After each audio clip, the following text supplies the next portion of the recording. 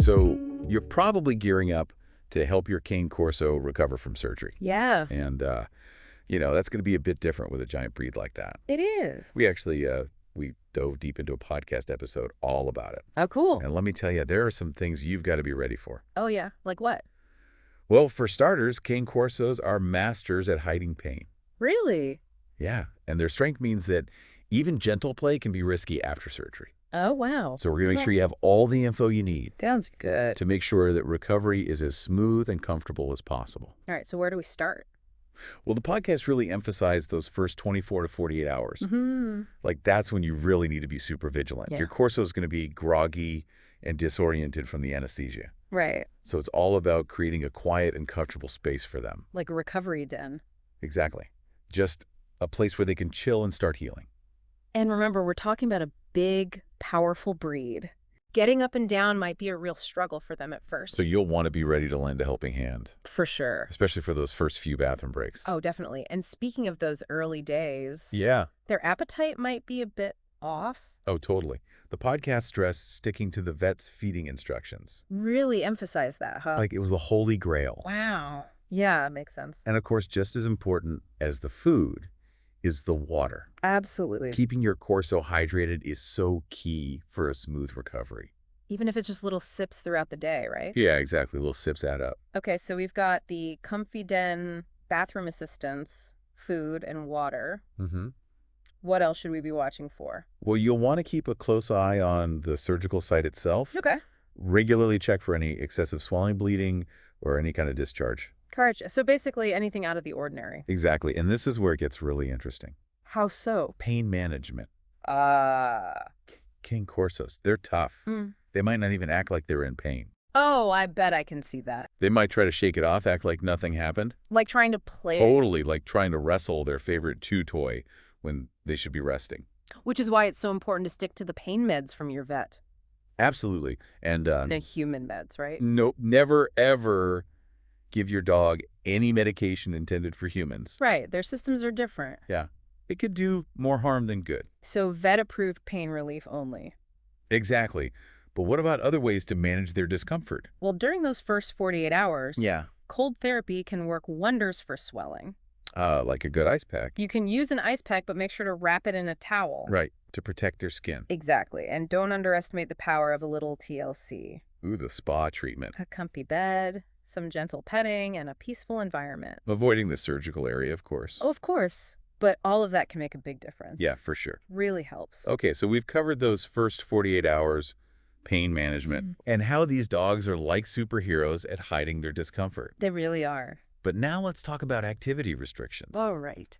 How do you keep a Cane Corso calm? Right, because they are known for their energy Exactly. and strength. It's a challenge for sure. So how do you enforce those activity restrictions? Well, the podcast had some really good advice on that. Oh, good. Think confinement, at least initially, Okay. a large crate or a designated recovery zone in your home. So like creating a sanctuary. Yeah, exactly. A place where they can just focus on healing. But they'll still need some exercise, right? Yeah, absolutely. Even in those early stages. Short, controlled leash walks are usually okay.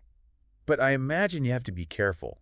Oh, yeah, definitely. I mean, with a breed as strong as a Cane Corso. You have to follow your vet's guidance Okay. on when to start and for how long. Makes sense. And this is a tip specifically for large, powerful breeds like the Cane Corso. Okay, I'm listening. Use a harness instead of a collar for those walks. Oh, why is that? It helps to avoid any pressure on their neck. Which could be sensitive after surgery. Exactly. A well-fitted harness distributes the pressure more evenly. I see it like a gentle hug. Exactly. Keeps them secure without any strain. So it's not just any harness. No. It's about choosing the right one for their body type. And their recovery needs. Right. Okay, so what about mental stimulation? Ah, yes. You can't forget about that. I mean, I can only imagine how bored a Cane Corso could get being cooped up. Oh, absolutely. Keeping their minds engaged is just as important as limiting physical activity. So what did the podcast recommend? Well, they called it channeling their inner Einstein. Okay, I like that. Puzzle toys are great. Oh, yeah. Those are always a hit with my dog. Right. He loves them. They make them work for their treats. It's a win-win. It's mentally stimulating and it slows down their eating, Oh, that's a good point. which is good for digestion. Right. The podcast also recommended gentle training sessions. Oh, like working on basic commands. Exactly, or even teaching them a new trick. Keeps their minds active. And it strengthens your bond. Oh, that's nice. And of course, just spending quality time with them. Yeah. Cuddling, brushing, talking to It's them. being present. Exactly. It all goes a long way in preventing boredom and restlessness. It's like reminding them they're loved and cared for, Yeah, even though their world is a bit upside down right now. exactly. And speaking of upside down, Yeah. how do you know when it's okay to start increasing their activity level? That's a good question, because I'm picturing a Cane Corso bouncing off the walls, Yeah. ready to get back to their zoomies. You've got to resist that urge to rush the process. Yeah, Even if your Corso seems eager to get back to their old routine, right. their body needs time to heal. So patience is key. Absolutely. We need to respect their healing timeline. Even when their enthusiasm says otherwise. Okay, so we've got the activity part covered. Mm-hmm. Let's move on to wound care. All right. This seems particularly important with a Cane Corso, Oh, absolutely. given their size and strength. Keeping that surgical site clean and protected is crucial. Right, and Cane Corsos, they love to lick and chew. Especially when they're bored. Yeah, exactly. Yeah. So how do you prevent that? Well, the podcast really emphasized those cone-shaped e-collars. The cones. Yeah, or surgical recovery suits. I've always felt bad making my dog wear one of those cones. I know they look a bit silly, They do. but they create a barrier Right, that prevents licking and chewing.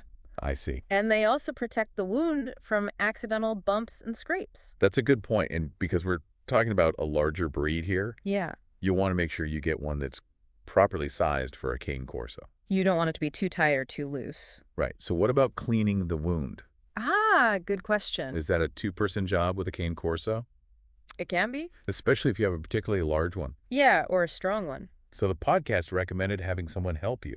Not only for safety, but also to make sure you Yeah. can clean the wound thoroughly. It takes a village. It really does. So let's say we've got our assistant. We're ready to tackle wound care. Okay. What are the specifics? The golden rule here is consistency Okay, and following your vet's instructions. to the letter. Exactly. They might recommend specific cleaning solutions or techniques. Got it. And what should we be looking for? You'll generally want to keep the area clean and dry, Okay, and it's important to monitor the incision site daily. for signs of infection. Exactly. Things like redness, swelling, or discharge. So basically, any changes that might signal a problem? Exactly. And if you see anything concerning, call your vet immediately. No question about it. Okay. And I imagine baths are off limits Absolutely. while the wound is healing. Keeping that surgical site dry is essential. Right, so when can they have a bath? Your vet will let you know when it's safe.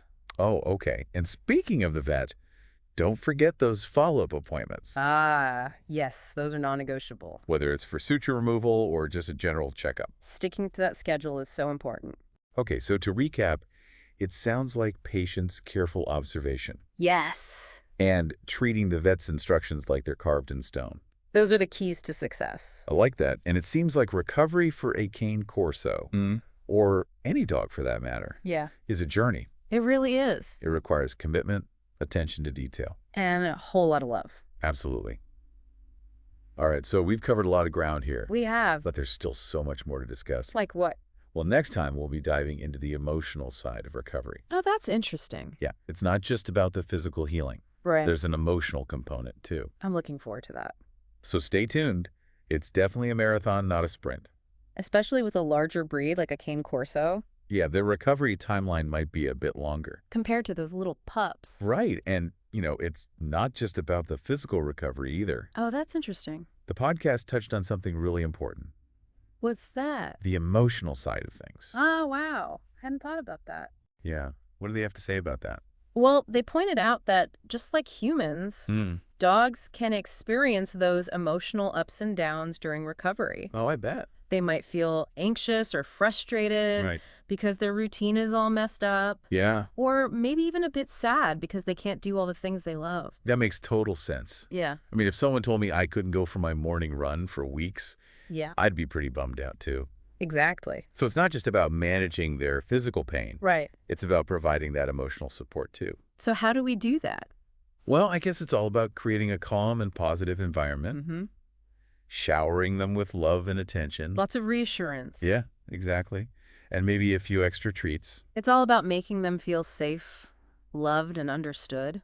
And we're the best ones to do that. We are. This has been such an eye-opening deep dive. It has. It's amazing how much there is to think about. When it comes to helping a Cane Corso recover from surgery. Exactly. And I think the biggest takeaway for me is that it's all about teamwork. Teamwork. Working closely with your vet, being observant, understanding your dog's personality. And providing both physical and emotional support. Right. It all comes together to create the best possible healing environment. For your Cane Corso.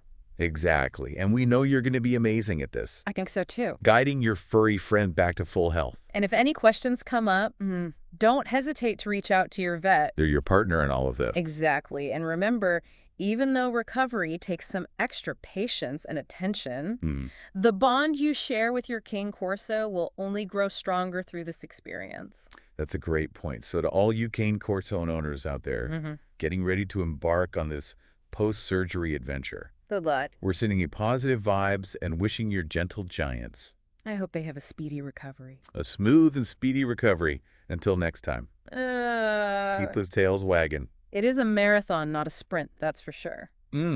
Especially with a Cane Corso, right? Yeah, I mean, their size and strength definitely play a role in their healing. It makes sense. It's like they're recovering on a giant scale. Exactly. And, you know, the podcast brought up something really interesting about that. Oh, what's that? It's not just about the physical recovery. Okay.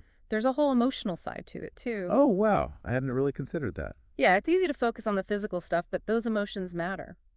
So what did the podcast have to say about that? Well, they made a really good point about how dogs, just like us, can have those ups and downs during recovery. Oh, for sure. I mean, they're probably feeling a bit out of sorts, right? Exactly. They might be anxious or frustrated because their routine is all messed up. Yeah, that makes sense. Or even a little sad because they can't do all the things they love. Like a big, playful Cane Corso suddenly having to take it easy. Exactly. It's a big adjustment. So it sounds like we need to be their cheerleaders. Yeah, kind of. We need to provide that emotional support along with the physical care. Okay, so how do we do that? Well, it starts with creating a calm and positive environment. Okay, so like a Zen den for recovery. Exactly. Lots of love and attention reassurance that everything's going to be okay. I like that, and maybe a few extra treats wouldn't hurt. A little spoiling never hurts when you're recovering. Exactly. So it's all about making them feel safe, loved, and understood. Yeah, that's the key. Wow, this deep dive has been so insightful. It's amazing how much goes into helping these gentle giants recover. It really is, and you know what strikes me? What's that? It's all about teamwork. Teamwork. Working closely with your vet, being observant, understanding your dog's personality. And providing both physical and emotional support. Exactly. It all comes together to create that ideal healing environment. Couldn't have said it better myself. So to all you Cane Corso owners out there, getting ready to embark on this recovery journey. we're sending you all the positive vibes and wishing your furry friends a smooth and speedy recovery. May their zoomies return in full force. Exactly. And remember, folks, every challenge we face with our dogs strengthens that incredible bond we share. So true. Until next time, keep those tails wagging.